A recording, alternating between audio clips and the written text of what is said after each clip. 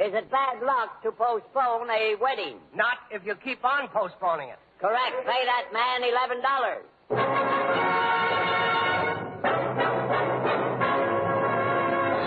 What is dust? Mud with the juice squeezed out of it. Correct. Pay that man $12 because... It pays to be ignorant.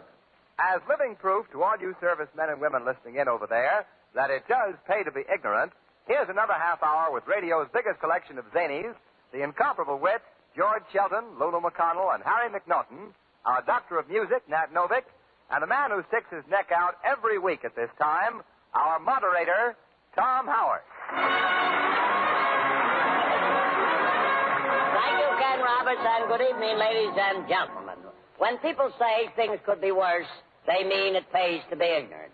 On this silly quiz program, we have a board of experts who are so dumb they went to the lumberyard to see their draft board. Here he is, the Henry Wadsworth Longfellow of the Hobo News, Mr. Harry McNaughton. I have a poem, Mr. Howard. I expected as much. It's a love poem about Betty Grable and me. Oh. Here it is.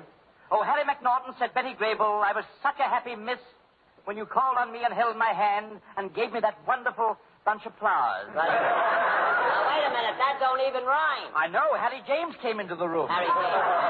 Oh, I see. He had a horn in. All right. Next we have a woman. Next we have a woman who has so many double chins, you think she's looking at you over a stack of wheat cakes. A woman who is all dressed up and no place to go. Here she is, a woman who is up on current events to such an extent that she spent all week campaigning for McKinley for the fourth term. Here she is, Miss Lulu McConnell. Mr. Howard, you never say you write to nephew Albert. You know, the one that's in the Army. Well, I've only heard you mention him about 1,000 times, Miss McConnell. But then he wrote down a letter from him the other day. I see. Oh, he's doing fine. Good. Said the general is crazy about him. The general is? Yeah, he even lives with the general. Wait a minute. He lives with the general? Well, she has to address all his mail care of general delivery. Very, very cute. All right, next we have a man who, when he was a boy at school, he was voted the most likely to blow up the city hall. A man who caught cold last week from riding in an open patrol wagon. Here he is, number 478532, known to his parents as Mr. George Shelton. Hey, Mr. Howard, did you see the circus this year? No, I missed Boy, it. what a sideshow they had. Yeah? You know, I saw the most unusual two-headed man you ever saw. What? Wait a minute. All two-headed men are unusual. Oh, but this two-headed man was more unusual than the rest of them. Oh, he was. I see. Really? What was so unusual about this two-headed man? He only had one head. He only... Well, he's still one up on you, Mr. Shelton. For the benefit of those who have tuned in for the first time, let me say we never let the experts see the questions. They couldn't read them if we did. So this program is not only unprepared and unrehearsed, it's unconscious. Not only that, it's spontaneous. So we start in a haze and gradually work ourselves through a fog. Here's our first question. It comes from Mr. Stanley L. Seltzer, United States Navy. The question is in two parts, so you'll have to listen very closely. Here is the question. Who wrote the autobiography of Benjamin Franklin, and about what great man was it written? No help from the audience, please. Let them try and get it. Of course, you know what an autobiography is. Oh, rather, yes. It's one of those things with a big windmill on the top. It flies up in the air. Wait a minute, mister. That's an autogyro. Oh. An autobiography is the history of a person written by the person himself. Now, that should give you a clue to the question. Who wrote the autobiography of Ben Franklin, about what great man was it written? Could I have that in writing, Mr. Howard? Yes. What do you want it in writing for? I want to see if it looks as silly as it sounds. Mr. Shelton, I'd like to tell you you're a very smart man. Well, thank you, Mr. Howard. I'd like to tell you that, but the truth is you're a moron. Yeah, not only that, I got 3 tonsils. Yeah. That's rich. Never mind laughing, Miss McConnell. You're not so hot yourself. Oh, yeah? Well, what's the matter with me? That would be open to debate, I'm afraid. I said, what's the matter with me? I'll have you know I come from good stock. Jersey, Guernsey, or Holstein? Now, let's get back to the questions. I told you it's a two-part question. Who wrote the autobiography of Benjamin Franklin, and what great man was it written about? Oh, Mr. Howard, which part do we have to answer first? Who cares? Either part. It's an easy question. It's about literature. Oh, literature is my long suit. Yeah, that's funny. Red flannels is my long suit. You know, when I'm puzzled like this, I always stop and ask myself some questions. I see. You must get some very silly answers. That is a lie, Mr. Howard. Never mind. It may be a mistake, but it's not a lie. I never told a lie in my life. Boy, I wish I could say that. Yeah. Go ahead and say it. Mr. Howard said it. He didn't get struck by lightning. He didn't get struck. All right. What about the question? Who wrote the autobiography of Benjamin Franklin? And what great man was it written about? Let's get on here. Mr. Howard, tell me something. Did he live in Philadelphia? What? Yes, he did. Yes. Was he a printer? That's right. Did he discover electricity? Correct. Was the Benjamin Franklin Hotel in Philadelphia named after him? Yes. I wonder who it could be. I wonder. Thought he had it. Look, let me try and help you further. I might give you another clue here. He was one of the signers of the Declaration of Independence. Yeah, where'd he sign it? Well, mister, for your benefit, the Declaration of Independence was signed at Philadelphia. Oh, no, it wasn't. I know that much. What do you mean, no? No, the Declaration of Independence Look. was not signed at Philadelphia. I know that. All right, I never know mind. that. Look, Mr. Sheldon, then, suppose you tell us, where was the Declaration of Independence signed? At the bottom. At the bottom.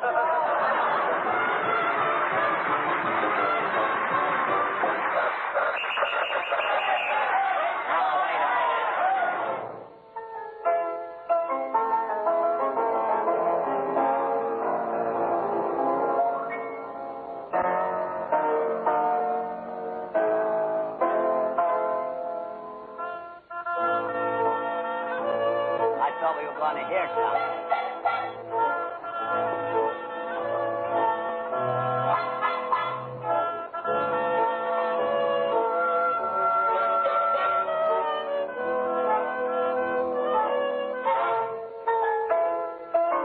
Oh, he's back again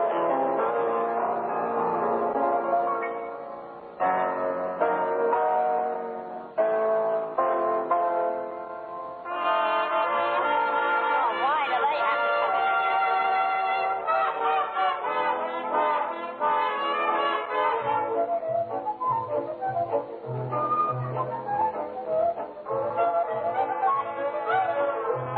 The clarinet's got a cold, ladies and gentlemen.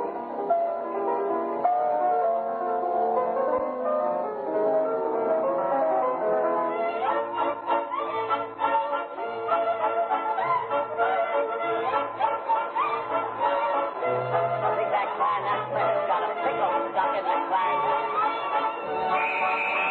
Yeah, traffic cop running down.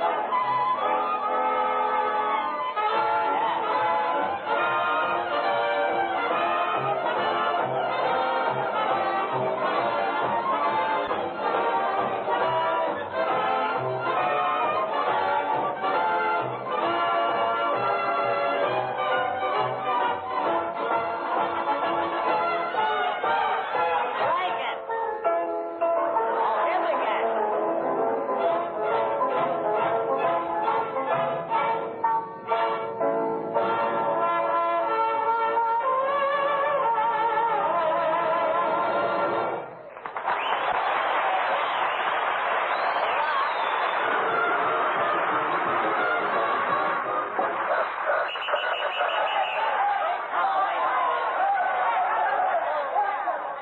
Ladies and gentlemen, don't turn your radios off. There's nothing the matter with them. That orchestra gets paid for making noises anyone else would get arrested for. Well, here is our next question. It comes from a Mr. Harry McNaughton of Manhasset, Long Island. The question is, Mr. Harry McNaughton, Manhasset. Wait a minute, what is... Mr. McNaughton, you live in Manhasset, don't you? Oh, yes, sir. Uh-huh. Did you send this question in? Well, that is sort of... Wait a minute. What do you mean, sort of? Well, I sort of put the question in an envelope and put a stamp on it and dropped it in the mailbox. But I assure you, Mr. Howard, from then on, I had nothing whatever to do with it. From then on. Is that awful? Look, don't you know you're not supposed to send questions in on your own program? Well, I just thought I'd try to pick up a couple of bucks. Never mind picking up a couple of bucks. Let me tell you something right here. You're out of order. I'm out of order. I feel all right, although my stomach has been giving me a little trouble lately. Of course, I'd have more trouble without it. I imagine you would. You know, I've been having a little trouble with my stomach, too. Yeah. My doctor told me the only thing that would help me, though, would be to take a bath before retiring. Oh, really? Did it help you? I don't know yet. With business the way it is, I won't be able to retire for another 15 years.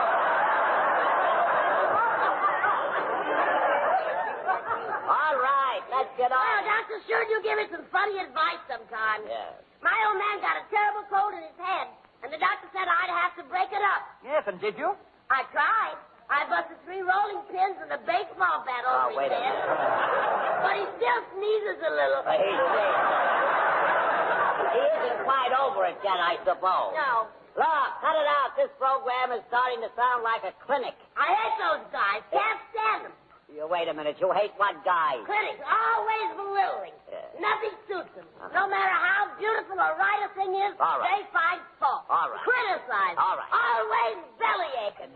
Miss McConnell, be careful of your language. There's sailors in the house here. Look, that's the cynic you're talking about, Miss McConnell, a person that thinks everything is done for selfish reasons. Oh, I beg to differ, Mr. Howard. I think that's a gimmick. No, Mr. McNaughton, the gimmick is a sort of a little secret device used by a magician. In other words, it's something tricky. Oh, no, it is. No. A gimmick is like a crazy poem.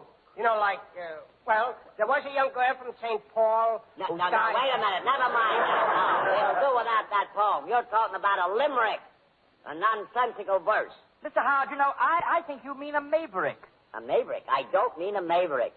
A maverick is a motherless calf. Sometimes they grow up into great big unbranded cows. Now we're back to Miss McConnell again. Now, Johnny, I want to tell you one thing. Make sure you don't send any money to Mr. Harry McNaughton out in Manhattan, will you? I never intended to, Mr. Good. Howard. Sure, fine.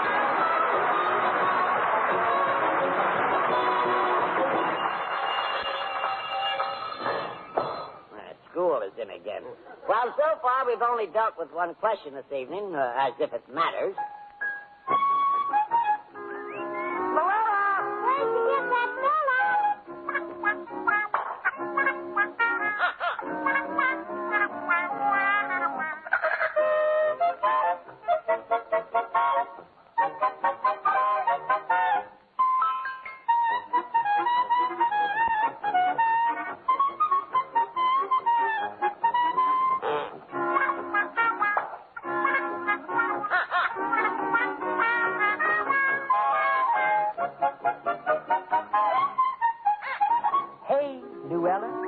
Where'd you get that fella? What a lucky girl you are, Luella. Cinderella would envy you, Luella, if she ever saw you with your fella. I know he weighs a ton. I know his feet are flat. But after all, in times like these, girls get used to that. Hey, Luella, where'd you get that fella?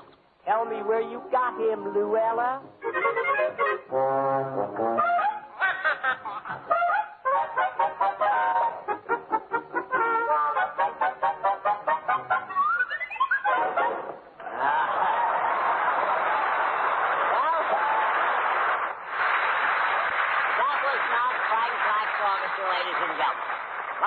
Portion of our program where we need a little help from our studio audience. We've invited 2 members of the audience up here on the stage. They can ask the experts a question. If they get an intelligent answer, we give them a 3-year supply of high-octane gasoline. If they don't, we give them whatever loose change we may have in our pockets at the time. Who is our first guest this evening, Mr. Roberts? Our first guest, Mr. Howard, is Private W.G. Lunas of the Armored Division of the United States Army.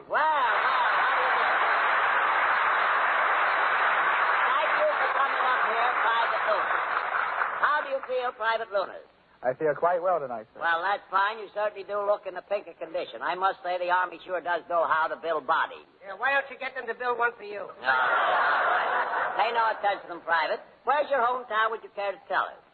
Englewood, New Jersey. Englewood, New Jersey. I see. That's right over the bridge here. You're right That's near right. home. What, are you on a furlough or something? Yes, on 10-day furlough, right? Well, I bet you're enjoying yourself. Yeah, That's great. I used to work in that town, Mr. Hart. I was a joiner.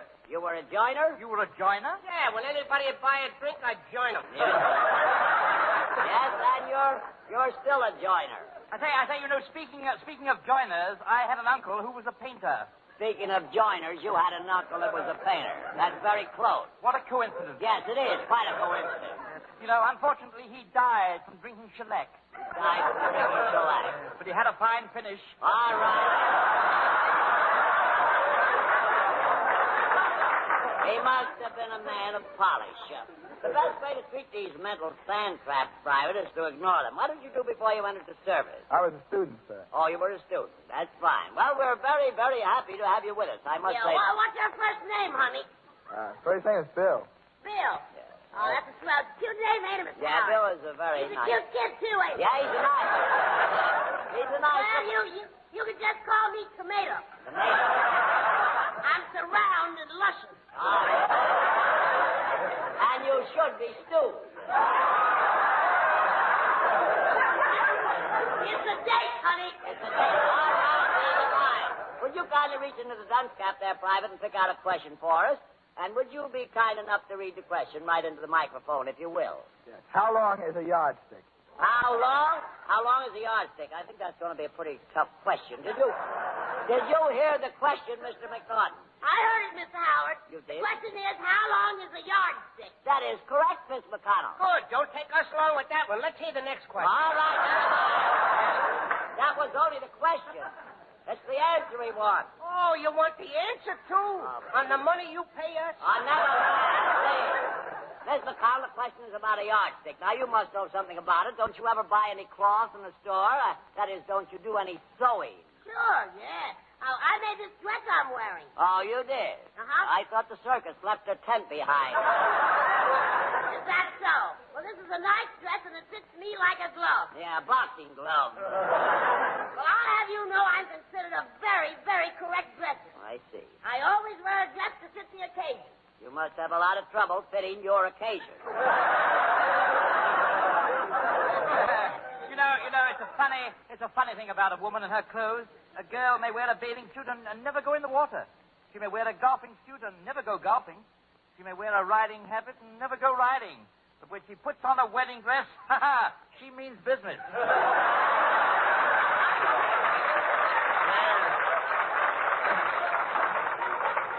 I don't know about that, Mr. McNaughton. No? No, I know a girl, when she goes walking, she wears a walking outfit. Yes? When she goes out for dinner, she wears a dinner outfit. Mm-hmm. When she goes out in the evening, she wears an evening gown. We're thinking of giving her a birthday party. A birthday.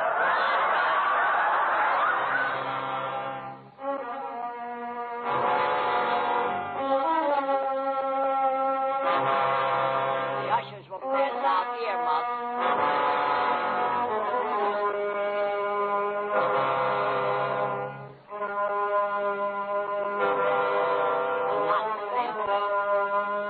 We can't get started. Wait a minute.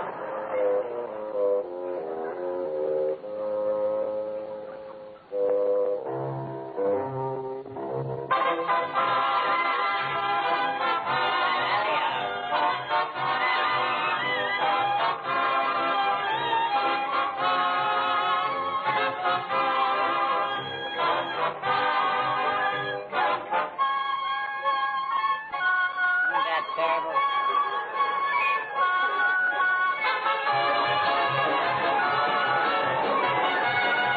There's a large waiting room at the front of the house. You can go and wait when you go.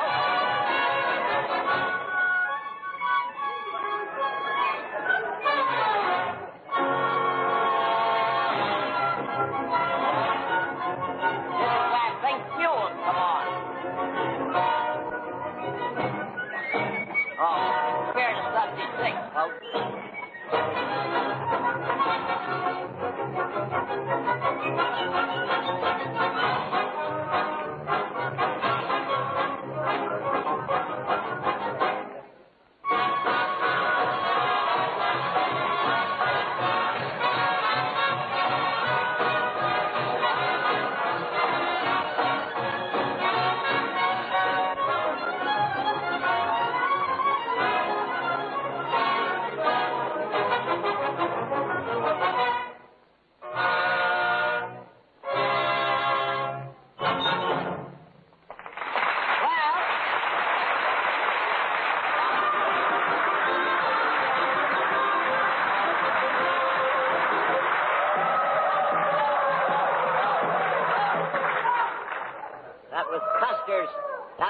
youngster's last fight.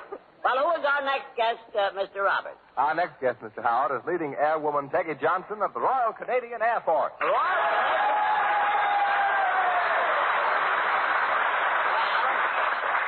That shows you how much they think of you, Peggy. It certainly is nice that you're here. It's really nice that you offer to expose yourself to so much ignorance. Are you nervous, Peggy? No. You're not nervous. Well, that's fine. I thought if you were, you could hold my hand for a few minutes. Listen to that old buck. What do you mean old? Just because there's a little snow on the roof don't mean there's no fire in the house.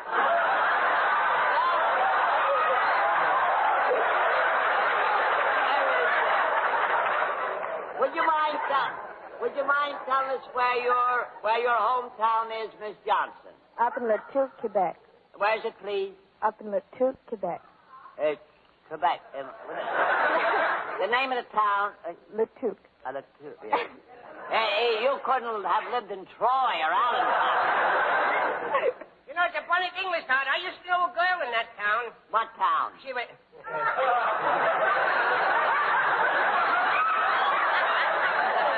in Batoot.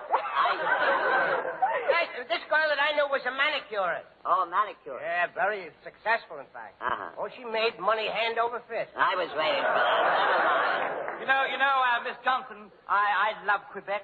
Rather, yes. In fact, I once made a movie up there. It's called The Man Who Came to Breakfast. Did you have a big role? No, just a cup of coffee. All right, go down.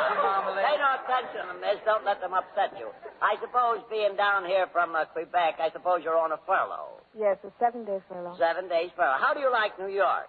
Oh, it's fine. Do you mind if I ask you, how do you compare the boys of New York with the young men in Quebec? Oh, they work an awful lot faster down here. Well, I can believe you. I certainly can. You know, I like the boys in the Armored Division. You do? And they're crazy about me. The boys in the Armored Division. Uh-huh. Well, they go for tanks, I can see.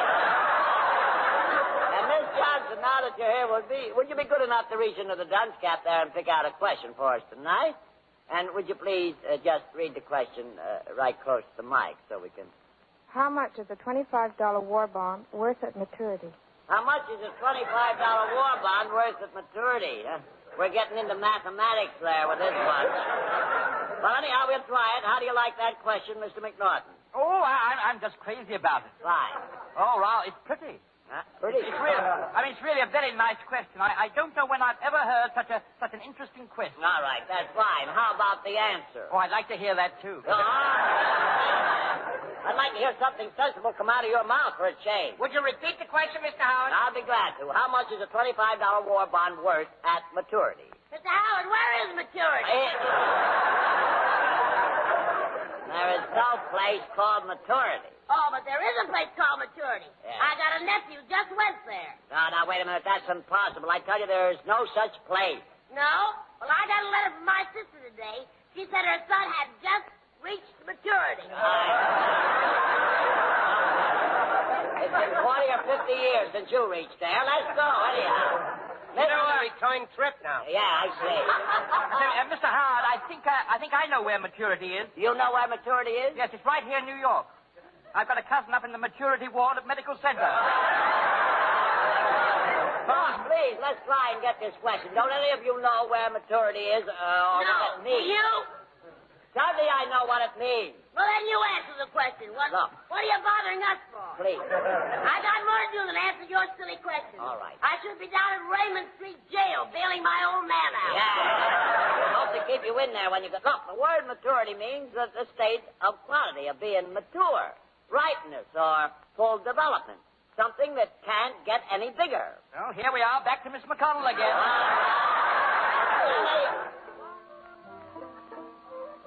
Yeah.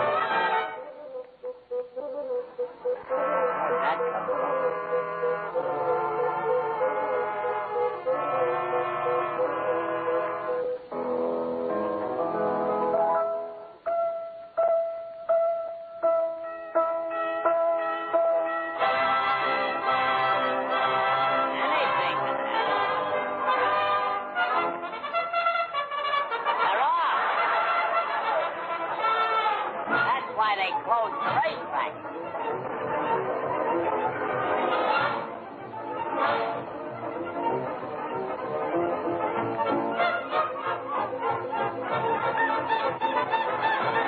The record, that's all. Be with us again next week and hear it proven again by Tom Howard, Lulu McConnell, George Shelton, and Harry McNaughton that it pays to be ignorant. Ken Roberts speaking. This is the Armed Forces Radio Service.